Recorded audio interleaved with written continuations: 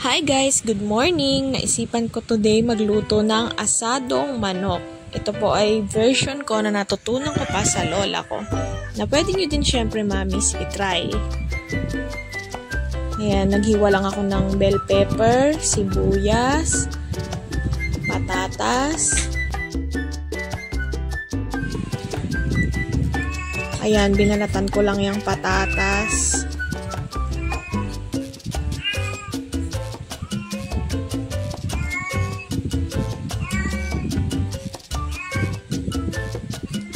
Tsaka ako hinugasan at hiniwa.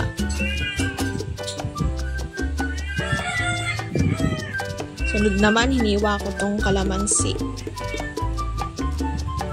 Ito yung manok natin, hinugasan na mabuti. Pagkatapos, pigaan natin ng mga 5 pirasong kalamansi.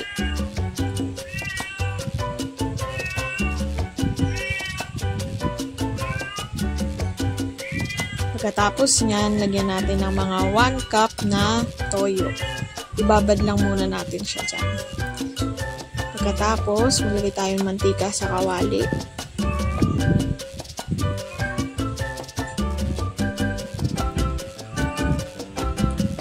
Iprituhin muna natin ang mga patatas.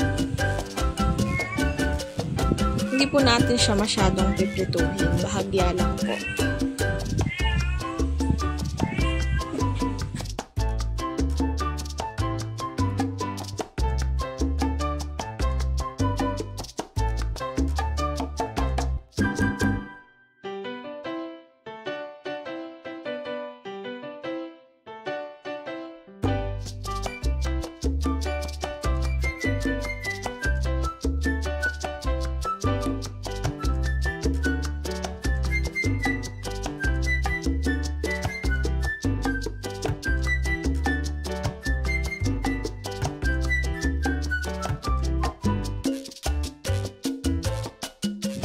Pagkatapos maprito ng patatas, isa-isa naman nating piprituhin ang mga manok na binabad sa toyo at kalamansi.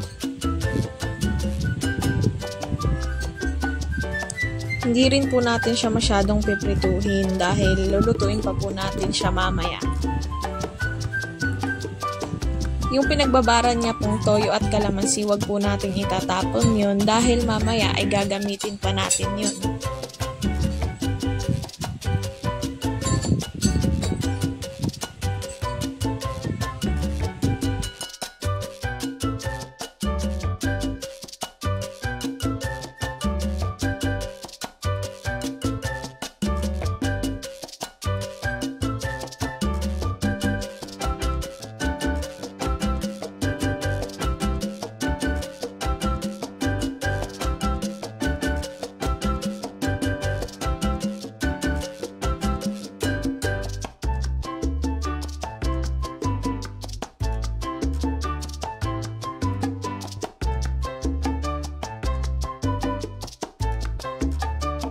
Sa parehong kawali ay bawasan lang po natin ang mantika at ilagay na po natin yung pinirito nating manok at patatas.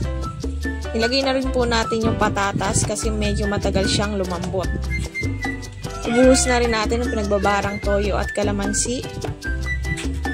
Haluin ng konti. Ilagay na rin natin ang sibuyas at bell pepper. Pati na rin tomato sauce. At dahil syempre mahal ang bilihin ngayon, simutin natin yung pack ng tomato sauce at lagyan natin ng tubig.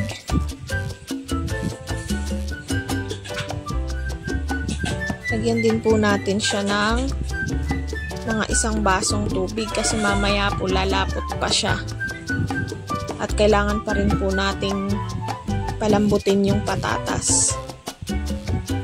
Dahil medyo matigas po ito. Lagyan din natin ng liver spread.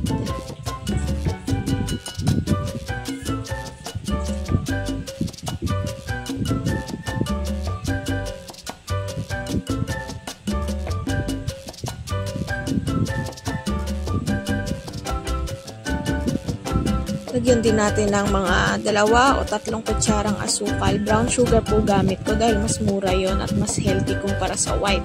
Para po pampabalanse ng lasa.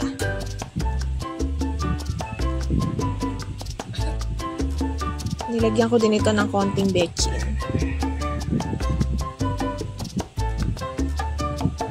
Haluin at takpan po natin ng ilang minuto hanggang sa lumambot ang patatas. At tsaran! Luto na po ang ating asadong manok. Ready to serve na po ito. Thank you!